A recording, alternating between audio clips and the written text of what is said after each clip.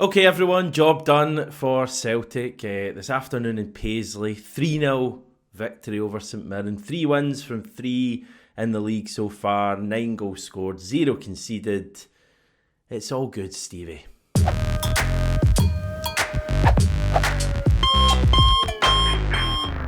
It is. No complaints from me either, Hamish. Are you going to do that wee Grand Theft Auto intro? Am I going to get it here, or have you It's already it's done all it? it's already been on, Stevie. People watching this will know that.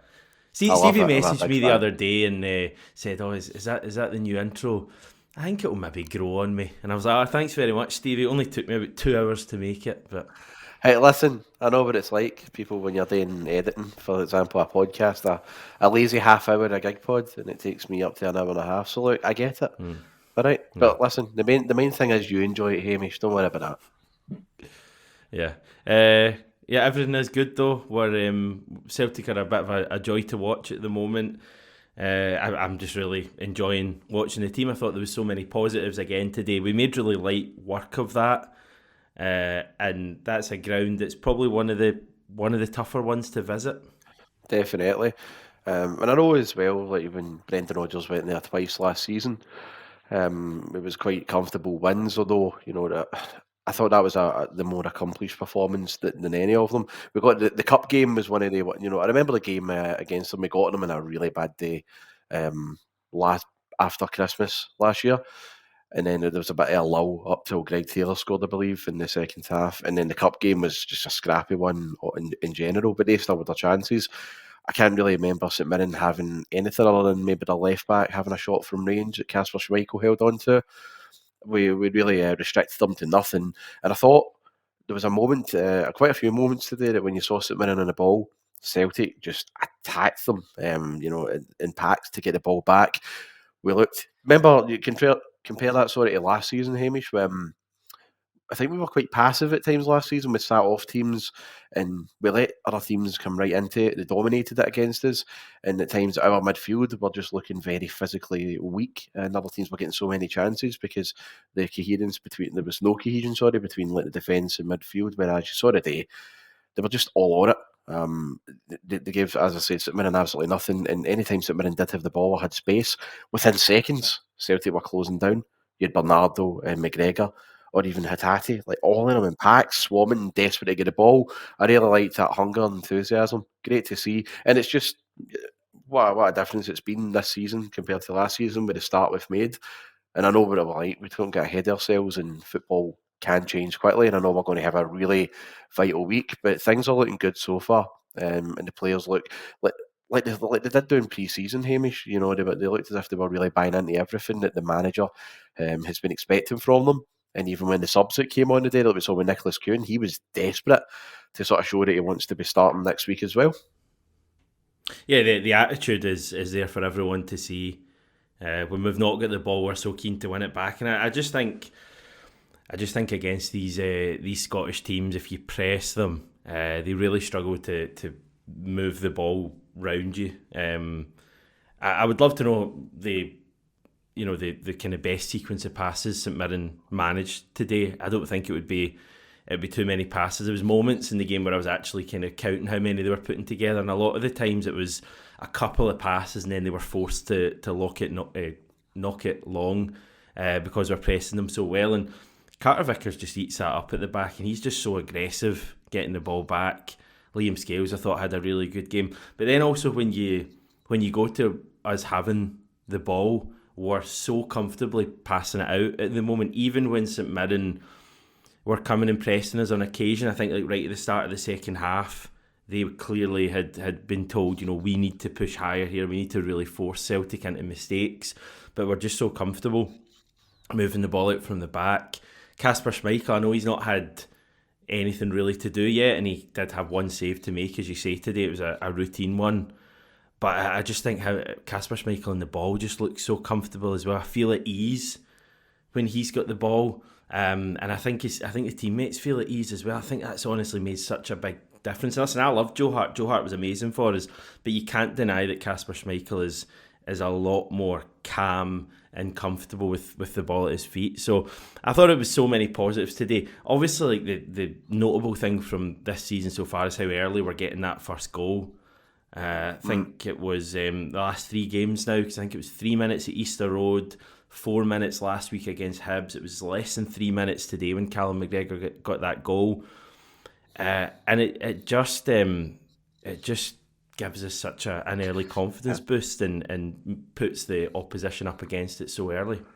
Totally deflates the opposition. Can you imagine, like we've already seen from other teams in the Premier where they've given a reduced allocation, so their fans are even more up for it, desperate to get a result against us. And you can imagine, team talk before the game, really within 2 minutes now, in the last few weeks. That's it. I mean, at Celtic, when they do go ahead early, it just kills any momentum. It just kills the atmosphere and the mood inside the stadium. For the home team in Celtic, just build on it after that. So yeah, that's a key part of it. But I wanted to touch on very quickly what you were saying about Kasper Schmeichel, because I know that you were saying how assured he is, and it makes you feel you feel far comfortable when he's in the ball, and I totally get it, because I looked on it there. His pass rate today was like 98%. So it was like 48 out of 49 like passes, and like And with that. I think the one he missed was right in the last minute, wasn't it? Because he put one out the park literally in the last kind of minute of the game. So Yeah, and with things like that as well, I did notice it right away in pre-season with Kasper Schmeichel with his distribution, and I was hoping that if he was doing that and against the level of teams, right, I don't look into too much with the friendlies, but against the calibre of the opposition that we played, and it was so noticeable that he wasn't one for wasting a pass.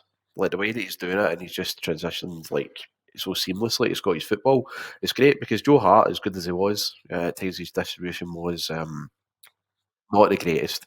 So yeah, that can only help a team like us, where we desperately just want to play football as well and keep the ball, keep possession, and keep the ball in play as much as possible. And when you've got your goalkeeper doing that, football becomes a lot easier. And St Mirren would have saw that today, because St Mirren would have probably been trying to press Schmeichel when he had the ball, and they like punting it long, ball going out of play, and that's what they thrive on. St Mirren love like throw-ins and free kicks. That's what they play for, just to slow the game down. You saw what happened today. The ball was in play so often when Schmeichel or the defence had it. Celtic would just break the lines, it would get to the midfielders, and we build upon it, we move after move, and St Mirren couldn't cope with it. And I actually do agree, I think St Mirren are, I've always praised them last season a few times, and I always didn't think today was going to be a stroll in the park, thought it was going to be like quite a tight game. I think I said 2-1. But yeah, testament to the team that they actually, other teams will definitely struggle there once they find their feet, and now that they finished playing in Europe and everything, I think they will probably build on it lightly after the international break. They're a decent side, but I think, well done to Celtic for going there. And a lot of that, I would say, also was down to the midfield performances today. Bernardo, McGregor and Hatate, and especially Hamish, I thought were utterly fantastic today. yeah, the midfield was excellent. Hatate, I think we needed that today from Hatate, because obviously, it was the first game without Matt O'Reilly, and Brendan Rodgers confirmed before the game that Matt O'Reilly's down in Brighton having a medical, so that's going to be announced imminently. So it's no shock now, but we're not going to have Matt O'Reilly going forward. So I think it was important today that midfield functioned well, because it wasn't really a given, was it? I mean, Matt O'Reilly is a fabulous player, and to have him taken out of that midfield, you could very easily have had things just struggling a little bit. The big positive will obviously come on to Hatate, because he was the standout player today for me. Big positive about that midfield, I thought Bernardo just slotted in perfectly, like he'd never been away. It didn't feel like Bernardo's first start back in the team. I guess that's the advantage of signing a player who we had on loan last season. I just thought Bernardo just was, as I say, just came right into that midfield, and I actually thought he went under the radar as having a really good game today. I'm quite excited to see what Bernardo can produce this season. He already looks maybe a little bit more comfortable for me now that he's a permanent Celtic player, and I think that's what we all hope will be the case going forward. The midfield functioned well, but Hatate was the star of the show. Some of his football today was brilliant. There was a pass he had through Farida, a kind of half volley pass on his weaker left foot that just summed up just how confident he was today. And when Hatate's playing like that, I don't know if sometimes we forget a little bit how good Rio Hatate is. When Hatate's playing at that level, there's not anyone in Scotland now that will come close to him.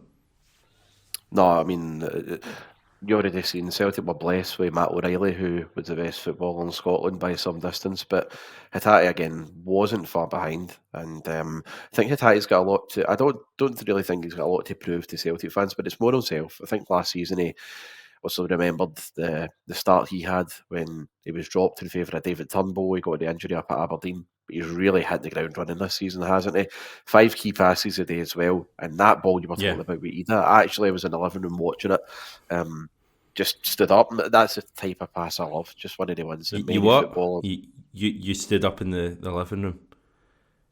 Well, I did, but I was still enjoying. Believe it or not, I do have enthusiasm from time to time, and I'm not just lying down on a couch. But Are you stood up standing and I up to was like, get a chocolate bar or something like that? That's a bit mad. I made a few rolls, don't worry about that. No, I actually stood up and was like, wow, what a ball. And also, Ida didn't put it away. It was a decent save with the winning goalie. But I hit at it. Yeah, I think the majority of Celtic fans know how good a player he is. And sometimes there's a level of frustration there with Rio Hatate, especially last season at times. But he had a stop-start season in general. But it was no surprise that when he did come back, and all right, the goals and assists weren't there last season. You know, when he came back in the team in March, but he was mobile and Celtic played well, and it was no surprise that that's when we played our best football and went on to win the league with the introduction of Rio Hatate coming back. But he looks as if he's getting a fire in his stomach now. It looks as if he's like desperate to take the mantle from Matt O'Reilly and just be the talisman. And I think that's a great thing. I think we were talking about that during the week.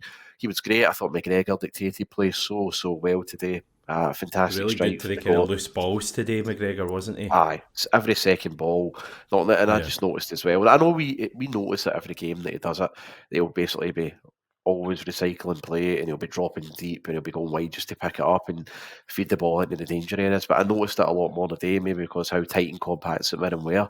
He was still working yeah. his way through them so well. Hamish, totally agree with what you said with Bernardo too. He was really fluid in play. Um, and I think, yeah, I think next week, I mean, the team that started this week, that midfield that started today, you'd like to think that'll be the team that plays next week, but there could be high profile signings, you'd hope, that we're coming into, and hopefully we'll talk about that next week. But for the Yeah, moment, I would say that's Bernardo's jersey loser now. I mean, he yeah. was fantastic today. The whole the three in midfield, absolutely excellent to watch. Really assured performances. You'd be happy with those three in for the derby next Sunday. Yes, 'Cause absolutely. it's probably a big ask to throw a new signing in for their first game in a derby. So it Well, probably if will they're be good, that midfield three. well, maybe you say that, but if they're good enough, they'll be able to play in the derby. You know what I mean? If we're going to spend proper money on the player, you want to see a proper. If we're going to spend proper money on a midfielder, you want to see them have that mentality to be able to go into a game against Rangers, and that's nothing to them. Okay. So I would hope I that I suppose would like that Alistair too. Johnson did it, didn't he? Zheng Ji Yeah, of famously course. did it as well. So he did. But yeah, honestly, I thought that certainly Bernardo with the performance that he put in today. He'd be my pick in midfield for next week as it stands. Adam Ida started the game. We were having a wee back and forth in the chat during the game. Yes, we You were. were you were just saying Ida looked a little bit rusty. To be honest, I agree with you. I think we were kind of making a similar point. I was really encouraged by Ida's movement today. Similar to Bernardo, the fact that it looked like he'd never been away, and Alistair Johnson was finding him a lot. You know, Johnson was kind of dropping in, that right back role, and he was kind of looping that right footed pass over the top, and I thought Ida got onto a lot of them. Just didn't quite come off. There was stuff just kind of coming off him, and he did look a bit rusty, but I was very encouraged by the fact he got into those positions. And I think that first touch and that clinical edge will come in time. I will. I wasn't in the chat with you earlier, like saying, well, "What a waste of money! This is terrible. What have we done here?" Because I was saying, "Oh, in the summer too, if we are going to go out and if we're going to go out and get Ida, we have to get him in." And I would say maybe what we saw today was maybe the fact that if we got him in sooner, if we had a pre-season, if he even got, the games against like Kilmarnock and Hibs at Easter Road, he would have been fitter and would have been in a better position like that today. That was his first start, and I'm not going to be too harsh on him genuinely, but I do feel it was a pretty poor performance all in from him. I can't fault his movement, but I thought he should have had at least one goal today. The one that Hatate put through, he's on his left foot. He's going away for goal. The keeper makes a pretty decent save, so I'm not going to criticise too much. But there was one in the first half, Hamish, where I think, who was it? Forrest or Hatate had a shot from close range. It was saved, and he had the rebound. And he blasted it right at the keeper. He should have been hitting that across him. That should have been an early second goal. And then, he settled. Was that the one for the brilliant team move when Hatate? It was an incredible team move, and it ended up with Hatate, I think, forcing the keeper into a save. But it was unbelievable football. Yeah, it was great football. Hatate, of course, it was just before Hatate tried that amazing wee ball through, and Forrest just didn't get a foot on it. Yeah, he should have as well. It was a good pass for Hatate. It kind of went under Forrest's foot. It was a strange one. That was a wonderful ball for him. But yeah, I think that miss for Ida had me groaning, and that's when I was in the chat going, he should be putting that away. You know what I mean? He should be definitely scoring that. It's one of the ones as well, though. How many times have we seen Furuhashi miss sitter, and then he'll go up the park and score a cracker? I was still expecting Ida to score today. I was surprised that it didn't get in the score sheet at all, but maybe credit to the way that St Mirren sort of nullified them second half, because the chances really weren't there until, I would say, we made the subs after that. But no, anyway, I would say the goals will come in time. There's no immediate concerns there. If we're getting performances and chances missed like that from Ida and they become a habit, that's different. But yeah, for the first start, fine. The most important thing was the 3 points, wasn't it? Yeah. Just going through a few other players, I thought, Dyson Maida had a typical Dyson Maida performance. Like, he was just brilliant, and for the vast majority, and he quite enjoys playing at St Mirren. Away to St Mirren, he's scored a number of goals there, and he's always quite effective in those games from my memory anyway. But he had a few moments later on in the game as well, like the traditional, I think he does it every single game, Maida shot high wide into the stand. But I thought, I just love Maida. I thought he was really good today. Actually in the second half as well, when the space opened up a bit, he looked really lively. James Forrest, I thought had a kind of strange game. Like, he got into some really good areas, and he was really involved in the game. Just didn't quite come off for him. But absolutely fine, no issues really. But yeah, he got into some good areas. It's funny because the app here I've got, the Humble Sofa Score, which is a great app. That's what I use, by the way. Is it? It's underrated. Folk go for Flash Score, but Sofa Score's your boy. If they want to sponsor us, get in touch. They've given the man of the match to Alistair Johnson with a 9.2. Hatate got an 8.8. I guess Johnson's goal probably helped with that. Alistair Johnson was really good today, I thought. Played well actually, yeah, and took his goal very well. That's because remember he scored as well at the old Love Street that we remember back in the... Who's his season? Other goal? Because he scored 2 there, and Crocker said he'd get 3. Celtic Park, was it no against Dundee, I'm pretty sure. The 7-1 game? No, I don't think it was. He scored against... Yeah. Did score at Celtic Park though, didn't he? Yeah, I think you're right. No, do you know what? I remember now. No, I'm talking nonsense. It was against... He got credited with a goal, one of the worst games ever, against Ross County last season, 1-0 game, remember? Yeah. Was that like first minute or something? First minute, took a deflection, and then the rest of the game we didn't play any football, and we were holding on against Ross County. So there you are, Hamish. Yeah. It's just, what a host that. I'm just getting me on today, your Joe. You should be having all this up here. Johnston played well. By the way, can I also say a notable shout out? Like, I don't know if you've got any medication here, Hamish, but your heart might not be. I know what you're going to say. I thought Liam Scales deserves credit today because there was a moment in the first half where there was a ball put across. I think it was one of their forwards. Was it? There we go. I'm just doing a I can't even remember. That's who it was.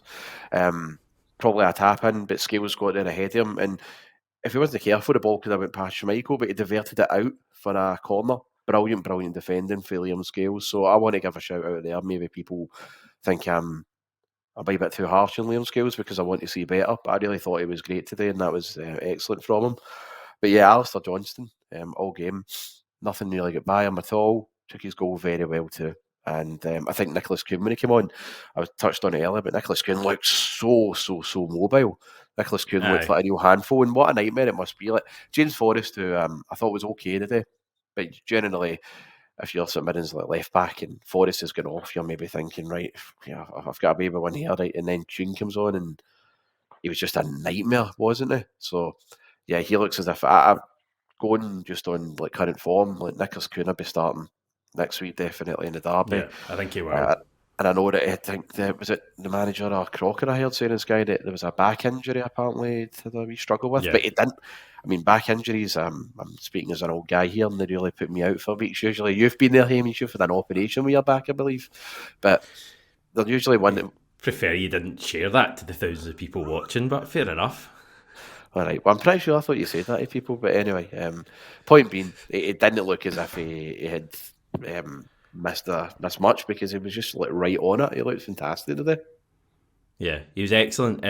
See if he can just what is it, like a kind of ruthless edge he maybe needs, because the amount of times he did it a lot against Hibs at Easter Road, and he had one moment today soon after he came on, Kuhn, where he was driving with the ball, and I agree with you, he looks lightning, he looks so quick, he looks able to go past anyone at this stage, but he just kind of, rather than hitting the shot, he tries to beat three men or four men rather than just getting it. See what once he realises, and hopefully Brendan Rodgers is just, or one of the coaches is just sitting down having a word with him and going, get your shot away quickly. Once he does things really quickly, like, he'll be unstoppable domestically at least. Like, I am so excited about Nicholas Kuhn.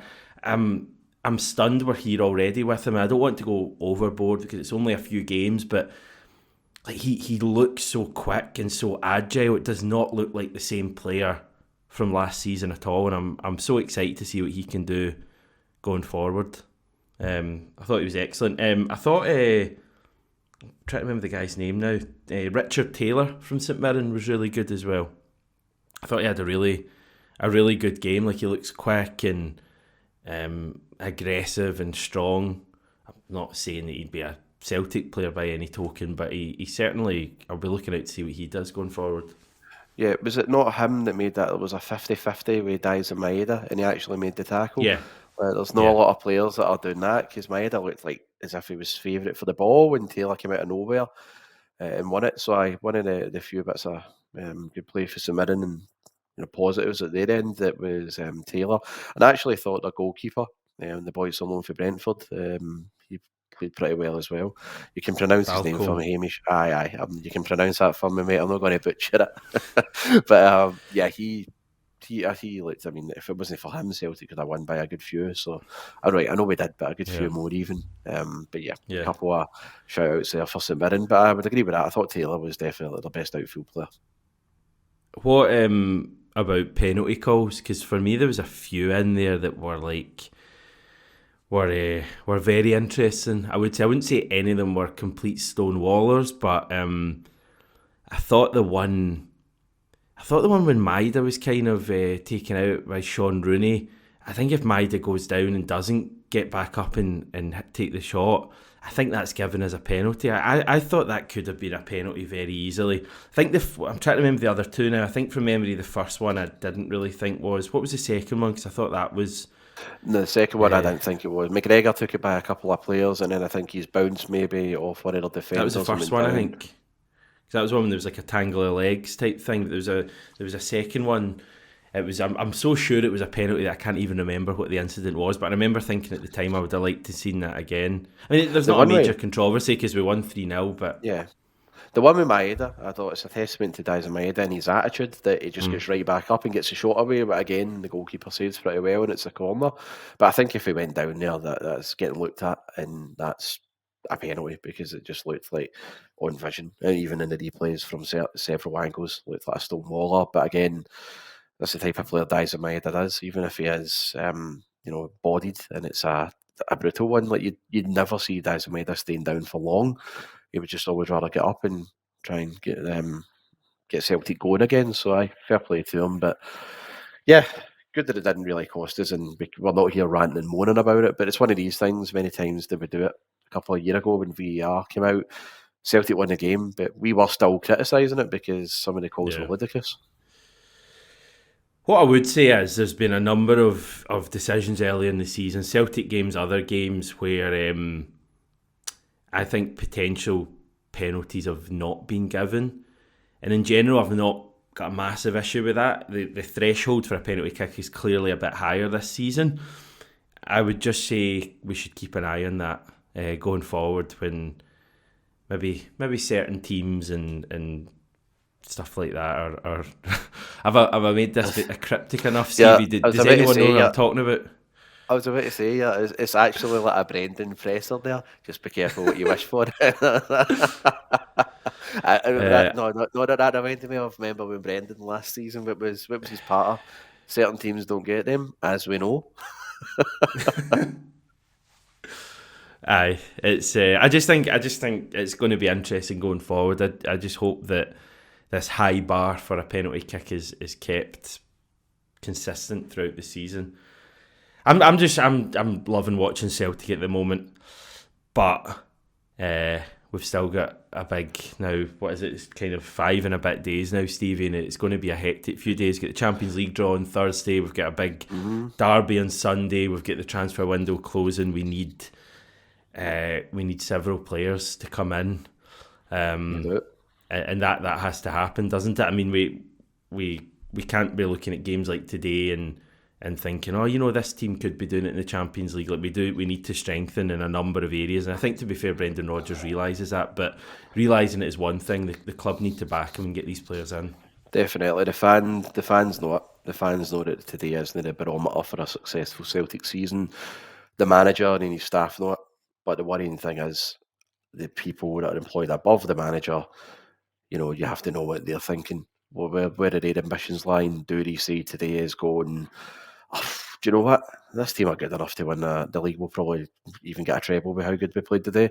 Or will they actually factor in the fact that there's going to be the games in the Champions League, there's going to be 8 of them, and this squad, as good as they are, as good as that team we saw today, when it comes to, and we saw it last season as well when we started picking up form, when you start playing in the Champions League and you've got the league game after it on a Saturday, tiredness will kick in. Those games on the Tuesday, Wednesdays take a lot out of this Celtic side because, as much as we like to think it, we're not at the elite level of other clubs in Europe where they can cope with that so easily, and they have got a squad and they've got a bench just as talented basically to back up the team that are playing in midweek in the Champions League. So yeah, Celtic definitely need to invest in quality, need to invest in quite a few areas of the park. We've been on about it plenty on the channel. I'm sure we'll probably talk about it next week too. But aye, the squad depth basically needs to be improved upon. And it's now all eyes on the club and making sure that they back the manager, because he's went on about it as much as we have on here, basically. And that's what Celtic need to focus on. We need to basically get thinking that this is all right on days like today and everything's all good. But later on in the season, we're going to drop some points. It's inevitable after we've played in the Champions League and it's taken so much out. So we need to make sure that we've got a squad that can cope against the best in Europe, and then cope with making sure the demands that are the 3 points on a Saturday, which I think is realistic and fair game when you've got the resources that we have in Scottish football compared to everybody else. Yeah. The clock is ticking, quite literally, behind Stevie. Yeah, see what I did there? It's, what are we, just quarter to 3? Yeah. That must make it quarter to 12 here. So I think we should round up. I know you've got plans this afternoon. I plan on getting to my bed at some stage, so we should round this off and I'll go and edit and set it up. Thanks everyone for watching. We are trying to get to 10,000 subscribers by hopefully maybe the end of the month. So if you're able to subscribe and help us get there, it'd be obviously goes without saying a huge milestone. Let us know your thoughts on the game, any topics tomorrow, and I'll do a kind of deeper dive into things for tomorrow's video. Stevie, thanks once again. We'll catch up with you next week, I'm sure. Cool. Same goes for all of you. Catch you all soon.